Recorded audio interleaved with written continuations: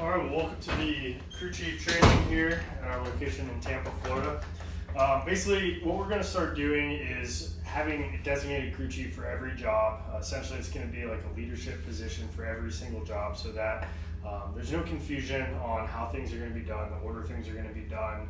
The customer has a point of contact, the office has one point of contact, and ultimately at the end of the day, the crew chief is going to be responsible for the overall success of the job. So in doing that, we're going to go over some of the new paperwork that we're going to be implementing. As we get busier and start taking on more jobs, this helps protect us against claims that are otherwise unwarranted, stuff that we're not really going to be able to prevent. It's just going to protect us so that we have contingency plans and are able to scale the business as we continue to grow, especially as we're in our summer busy season here. So as we get started here, the crew chief is essentially the leader of the job. So I'll just give you guys a brief overview on what the crew chief's primary responsibilities are. So you guys are primarily going to be the ones who are going to be driving out to the job sites and back from the job sites and obviously in between the job sites. So we're going to touch on driver training, we're going to go out in the truck, we're going to do a driver's test. The crew chief is going to be responsible for going over the paperwork with the customer, making sure that the customer fully understands what they're signing, what their rights and obligations are, what our obligations are. And we're going to touch on the paperwork here in a second. We're going to practice filling some of it out. I've got some examples. We've also got some additional paperwork that really needs to start going out to every single job. And it's going to be the crew chief's responsibility to make sure that that's going out to every job, as well as to make sure that the paperwork is properly filled out. The crew chief's also going to be responsible for doing a walkthrough of the home before you guys get started on your moves. You're going to go from room to room. You're going to see what all they have. You're going to consult with your fellow movers and come up with a game plan, a strategy to load the truck. And ultimately, it's your call how the truck gets loaded. So if you want to start in the bedroom and start getting dressers and boxes, then that's your job to communicate that to everybody else and to follow those procedures. If you're just going to knock out all the boxes first and then start doing dressers and stuff like that, make sure you communicate that. What you don't want is somebody to go and start moving stuff out of the garage, and then somebody to bring out the couch, and then somebody to start working on the beds, and then somebody's doing the dressers and the boxes, and then all of a sudden the truck just doesn't get packed well because there's no system to it. There's too many chiefs and not enough Indians. So that's the whole point. We're having one crew chief, and that person's going to be designated. Now there could be multiple people that are certified crew chiefs and on the same job, and in at that point in time, it's management's discretion on who they assign as the main crew chief, and there may or may not be a reason they assign that crew chief. Don't take it personally if you're a certified crew chief and the other guy is designated as the crew chief. You'll have plenty of your opportunities to do that as well, but we have to just pick somebody. So that's what it comes down to at the end of the day. So basically, once you determine how the truck's going to be loaded, start delegating tasks. Say, hey, we're going to start with the boxes first. Start getting boxes, grab dolly, or let's start wrapping everything up first so that everything's good to go and wrapped up, ready to go, or start disassembling beds, or whatever the case may be. It's crew chief's job to keep that everybody on task and doing something systematic and keeping everybody on the same page. The crew chief is also going to make sure that there aren't pre-existing damages on items. They're going to take a brief survey of the items that are in the home. If there's any pre-existing damage, they're going to note it on the release of liability, which we'll touch on in a few minutes, have the customer initial that, make sure the customer knows about it, take some pictures of it. If there's any other items that need to have a release of liability signed off on, then make sure you note that. You tell the customer, hey, we don't move particle board without having a release of liability signed on it. We'll do everything in our power to make sure that this particle board desk gets from point A to point B safely. However, because particle board is a flimsy material, we're going to need you to sign this release of liability, releasing us in case it crumbles inside the truck, because there's not a whole lot we can do to protect it outside of just wrapping it, and it's likely that it could do that. So, that's the crew chief's job, is to explain those types of things to the customer, and anything else that might require some special attention. Like, say, for example, a grandfather clock is in the house. Crew chief needs to make sure that he communicates to everybody, hey, don't move this grandfather clock until we get the pendulums taken out and everything like that. If you don't know how to move a grandfather clock and nobody on the job knows how to do that, call a manager. He'll probably say either come out there and help you do it, or we'll look at some resources to try and figure out how that's done. So that's really important. You don't want people moving priceless artwork that the customer might have without properly wrapping it up. If they're bringing out a $10,000 painting to the truck, hasn't been wrapped up, that's bad. That could be really bad. You want to make sure that anything requiring special attention is properly taken care of inside the house. Crew chief is also going to be keeping the pace of the job. Lead by example, hustle, jog when you're not carrying something to and from the house in the truck. That's your job ultimately as a crew chief is to make sure that the customer's happy, and part of what makes the customers happy is that everybody's being as efficient as possible. If there's somebody who's not carrying their own weight or somebody who's slacking, then pull that person aside and say, hey, I need you to pick it up a little bit, I need you to put a little pep in your step, or I've seen you just carry these pillows and everybody else is carrying dressers, like I need you to hop on the dresser here with me or something like that. But lead by example. Don't just be saying you do this, you do that, you do that. Like, be the one who's moving quickly, be the one who's getting after it. If there's still an issue, if a problem persists with somebody who's on your job, just call management, see if we can get a replacement. What you don't want to do is cause any kind of a dispute in front of the customer. Make sure that if somebody's not holding their weight, you're not calling them out in front of everybody and causing a fight back and forth. Pull them to the side, or just try and subtly encourage him to work quickly and just come on, let's go, let's get it. So that's ultimately what you're going to do. You're going to drive to the next location. You're going to unload. Make sure at both locations that all of the equipment and materials that you brought out to the job site are getting back onto the truck. So that includes at the load up location. Make sure that no stretch wrap is getting left behind, no dollies, no blankets, because that stuff adds up. It's expensive. We're going to be taking inventories of the truck, which I believe has already been happening. So if stuff is disappearing and it's on your job, then you may start to lose money out of that, because we have to hold people accountable if stuff goes missing. So it's very easy to lose blankets. It's very easy to leave stretch wrap behind, dollies too. Just do a sweep of the house before you leave the load up, and then again at the unload. Also make sure that you guys are taking any stretch wrap that gets pulled off of stuff, any kind of trash that's generated with you, so that you're not leaving that for the customer. Make sure that they agree with how the furniture is arranged at the final destination. And once everything's done and the customer says it's about time to go, call dispatch, call a manager, say, hey, these are our start times, these are our start times, confirm the price. Even if you think you know how the pricing works, just call to confirm it, because you've been working hard all day, you've been sweating, you might not be thinking clearly at that point. It's hot out there. It's always just good to get a second set of eyes on it, because math is math. So call the office or call Angelo or Nico, say, hey, this is the start time, this is the stop time, I got this as my total cost, is that good? And just say, yeah, sure, great. Write it on the paperwork, and I'll be talking about this new paperwork here in a second, but just write it on there and give the customer a copy, ask them if they want to pay by the card they have on file, or if they want to pay with a different card or cash or check. Write down how they paid on the paperwork, whether it's card on file or cash or check, so that way we know when we go to input all this information into our computer that we can mark it appropriately and make sure that the customer paid in the first place. Because if they don't have a card on file, or if we thought they had a card on file and it didn't work, or if we, for whatever reason, if we thought they paid by a check and they didn't, then it's hard to sometimes get a hold of these customers after we've done their job. So collect the money, give them a receipt. These are carbon copy papers, so you can just tear off the next one down. The pink ones here are going to have the best legibility on them, and you're on your way. Come back to the office, make sure the trucks are well kept, any trash is out of the cab, backs are swept out, any blankets are folded, everything's nice and neatly. Which one's the customer copy? The customer really could have any copy, but I like to give them the pink one because it's going to have the best legible writing on it, aside from this main one, which it's important that we can read it too in the office. But I would say either the white one or the pink one is fine. If you pull off another one, it's probably fine too, as long as you can see through it. Yes, sir. So that's essentially the crew chief foundation and the whole purpose of it. Do you guys have any questions about that at this point? Awesome. So the next thing is the paperwork. So I'm actually going to give you guys each a copy of this. Nico's seen this before, so I'll give him the pink one.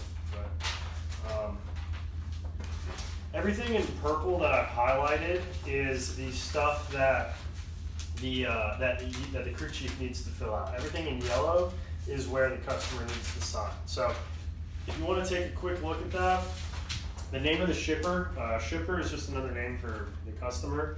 So anytime it says shipper, that's referring to the customer.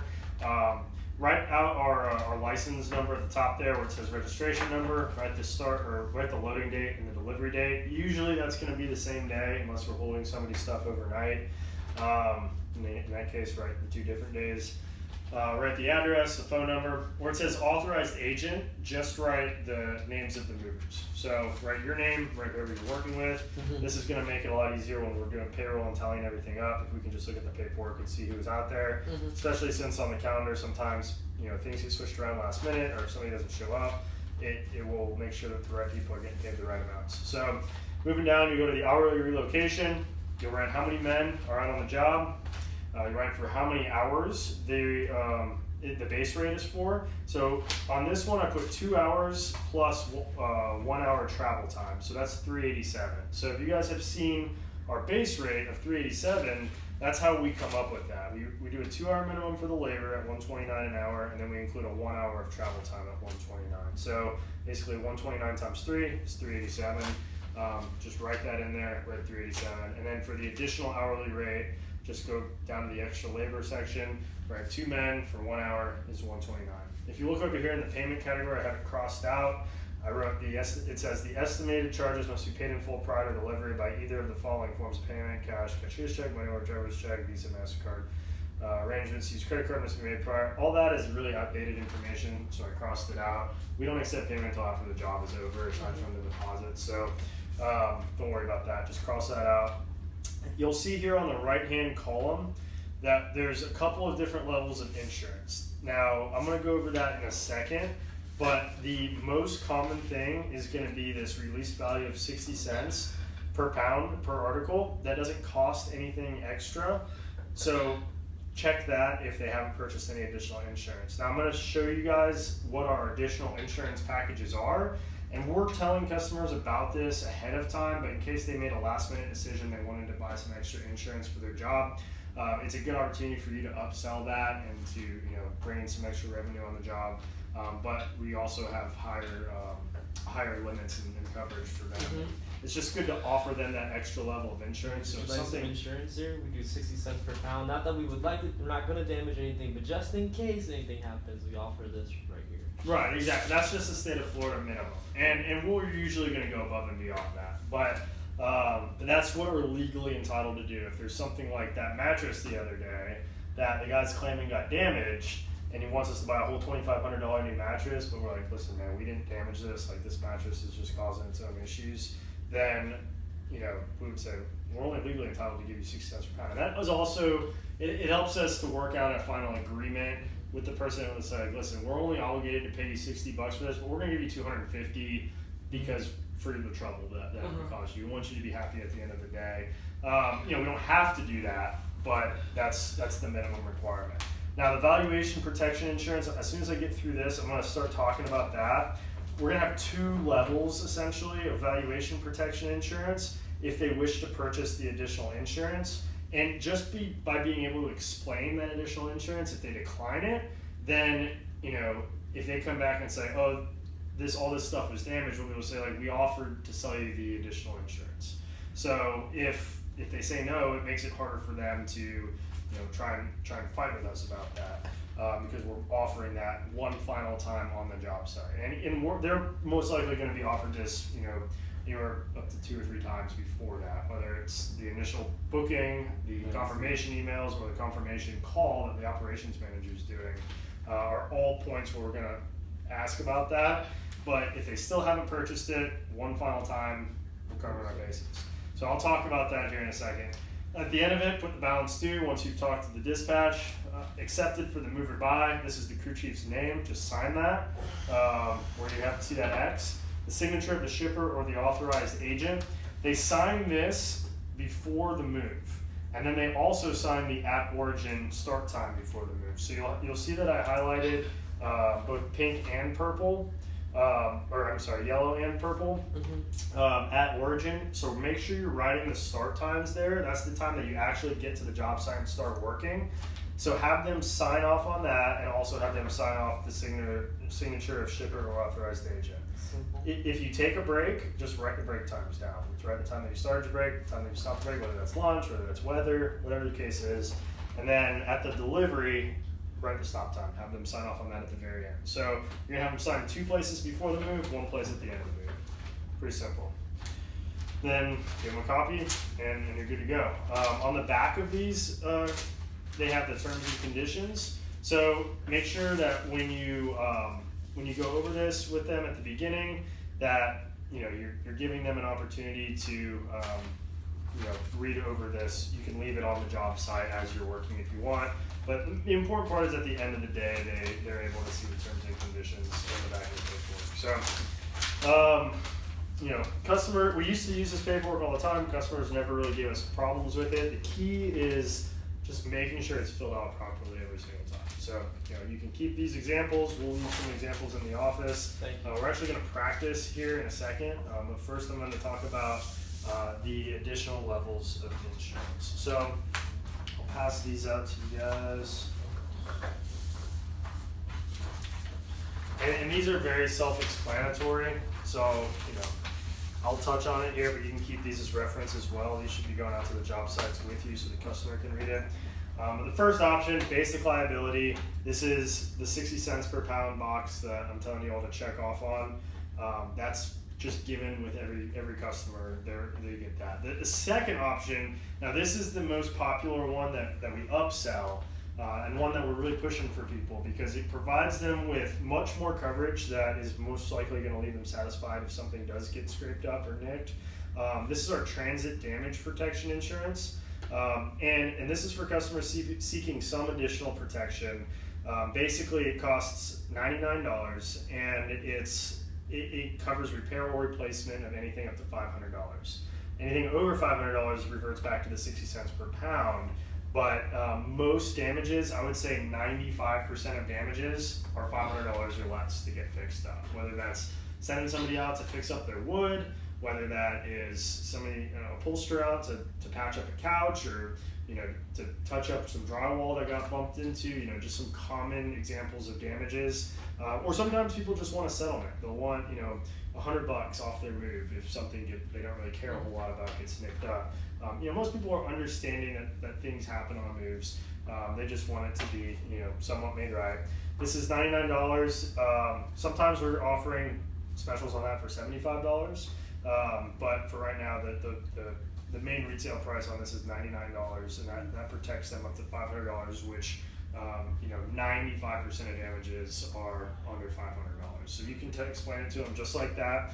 If they decide to buy that, or if they have already purchased that ahead of time, then you would check this valuation protection, and then you would write $500 under the value of my shipment is. So that protects us up to $500. You write $0 deductible on this line right here. So do you guys see what I'm pointing at on this paper? So you're gonna check this box if they purchase the transit damage protection. You're gonna write $500 right there, and then right here in the valuation protection line, you're just gonna check the 0 mark, and then you're gonna write the cost of that over in the charges column. So if it's $99, you just write $99 over in the charges column. Does that all make sense? Any questions about that? Charges column. Yeah. So you're gonna check that box. You're gonna write $500. You're gonna check 0, and then you're gonna write $99 right there. Okay. Sound good? Now, the third option, this is going to be more likely to happen on a very high-end house with a lot of nice artwork, antiques, very expensive furniture. This is the actual cash value, or otherwise known as value protection insurance. So basically, if any article is lost, destroyed, or damaged while in transit or in storage, custody of 2 college brothers, we will cover the least of the following amounts: the actual cash value of the property immediately before the loss, the cost of reasonably restoring the property to its condition immediately before the loss, or the cost of replacing the property with like kind and quality. All claims are subject to the rules contained in 2 College Brothers tariff and terms and conditions on the reverse side of our bill of lading. So a tariff is just another name for essentially a contract or a bill of lading, for example. I know those are kind of mover-specific terms, but basically when it says it's subject to the tariff, it's subject to this. So The way the value protection insurance works is on this chart on this backside. So they can pick any amount that their stuff is worth. If they want to say that their stuff is worth $10,000, then it's just going to be $125 in addition to that $99 charge. So it'll be the $99 plus $125 if they want up to $10,000 in protection. And then you can see the sliding scale, whatever they pick. If they say my stuff's worth 50 grand, scroll down to the 50 grand line on here. It's going to be the $99 plus $300 for transit damage protection. Anything over 100 grand, it's additional $25 per 25K. So it's a relatively simple, straightforward sliding chart. In order to get the actual cash value or the value protection insurance, they need to purchase the transit damage, which is option 2, and then whatever the cost is for the additional. Does that all make sense? In that case, where it says the value of my shipment is, you write the amount that they're claiming that it is. So if it's $40,000, you would write $40,000 right there. Again, check the $0 deductible, and then you write the total cost there. Now, if they don't want to purchase the transit damage protection insurance, but they do want to purchase the $10,000, then there'll be a $500 deductible. So, did I lose anybody on that last statement? So the transit damage protection covers their stuff up to $500. So if they purchase valuation protection and transit damage protection, there's no deductible. If they purchase transit damage, or if they don't purchase transit damage protection, then they have to pay the first $500 of any damages. So, if they claim something that was, $150 damage, then we don't have to pay. But if we destroy a painting that's $10,000, then we have to pay it. So, does that make sense? So if they didn't purchase the TDP, then we would pay out $9,500 basically worth Yes. of repairs. Yeah, exactly. Yeah. Then we pay out $9,500 if we damaged a $10,000 painting and it was irreparable or irreplaceable. Yeah. So. So that basically, that TDP in addition to the value protection insurance basically eliminates a deductible. Now, if there's just minor nicks and scrapes that would cost less than $500 to repair or replace, and they valued everything at $10,000 and they didn't buy the TDP, then there's not a whole lot we can do if it's going to cost less than $500 to fix. If it costs $600, then we'll pay $100. So that's how that works. So essentially the TDP, in addition to the value protection, is no deductible. Value protection without TDP is a $500 deductible. So that's how that works. If you want me to explain that further, I can. But does it make sense for the most part? How I would tell the customer is if they have very expensive stuff like ranging over $45,000, $50,000 to $100,000, then I would recommend buying the actual cash value because it's going to be maybe more than $500. But if you have only a little bit of stuff like a small apartment, I would recommend just getting the TDP because we'll cover at most 95% of issues are less than $500. Perfect. So, yeah, that's perfect. Yeah, very good. I would recommend that to most people. And if they have a massive mansion that has super nice stuff, chances are we'll have had this conversation long before you guys get there. They're usually not going to make last minute decisions on stuff like that. So we'll deal with that hopefully in advance. You shouldn't have to worry too much about the actual cash value. It's just important to know about it in case you do get somewhere and they, for some reason, have no idea that we've been offering this all along or whatever. So, yeah. So there's that. This next thing is going to be our general agreement. This is just something that we're going to start having customers sign off on before the jobs. They're also getting these attached to their confirmation emails before we do the job. And this is just to basically cover us on commonly damaged things that really are unavoidable to damage or to file a claim against.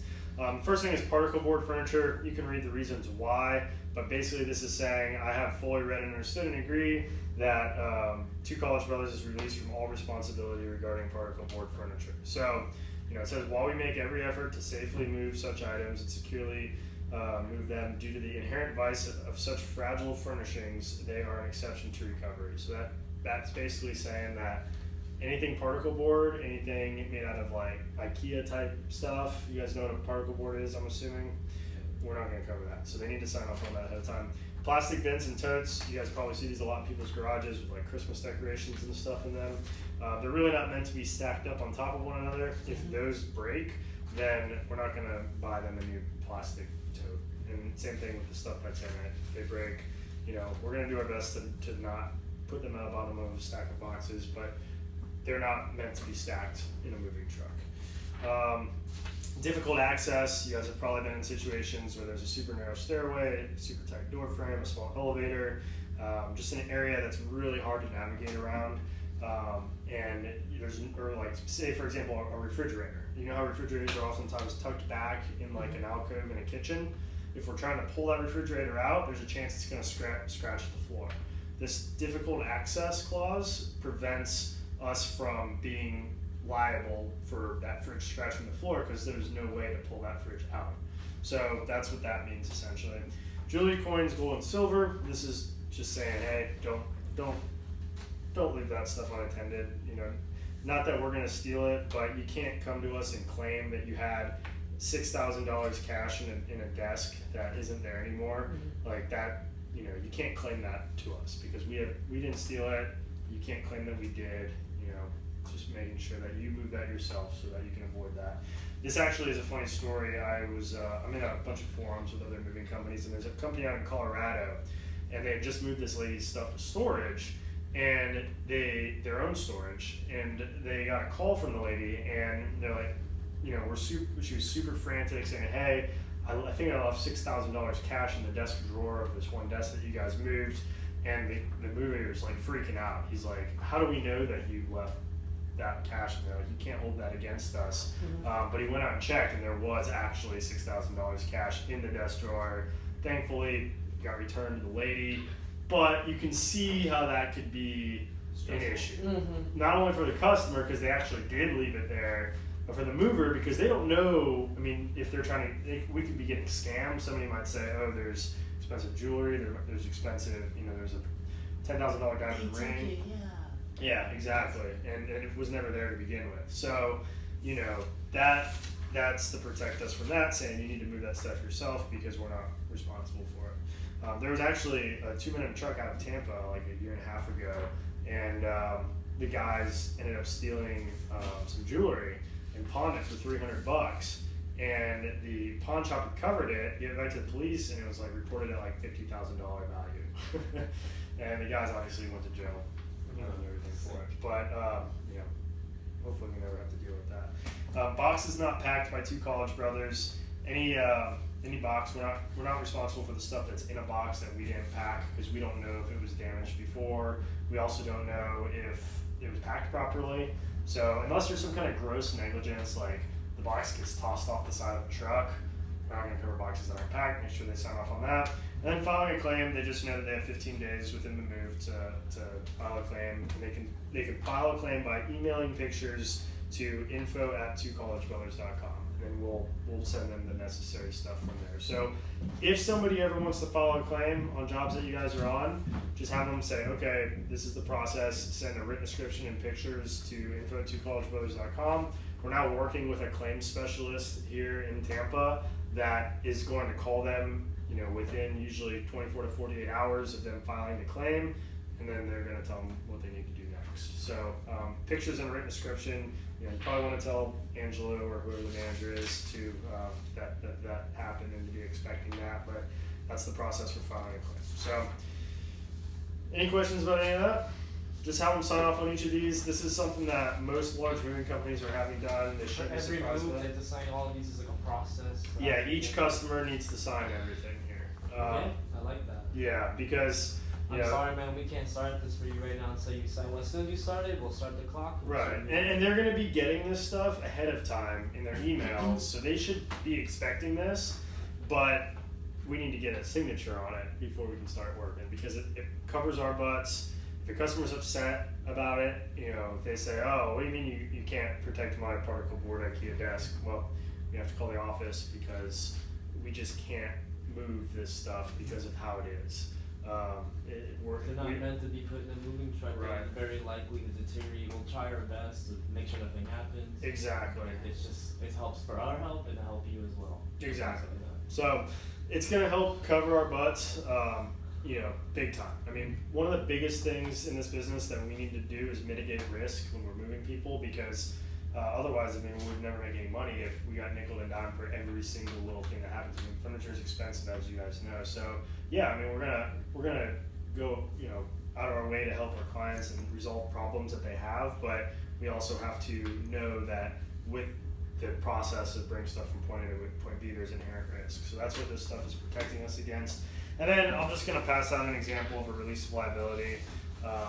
So, you know, Nico, as dispatch, sometimes it's going to be your responsibility to just make sure that all this stuff is going out. I printed off several copies so that you guys can keep them here at the office, but it's a good idea to just, you know, get the paperwork ready for the guys the night before, especially when you guys get busy, because you know, crew chiefs should know how all this stuff works and they should know that everything is here, but it's just kind of getting, since we're implementing a new thing, we want to make sure that everybody is on board with it and understands it, and they can see that consistency starting out. So I'm going to go ahead and stop the camera here for this next part. We're going to practice filling out some of these bill of ladings. I don't think we need to record that, so we'll go ahead and do that. We'll practice filling out some of these things.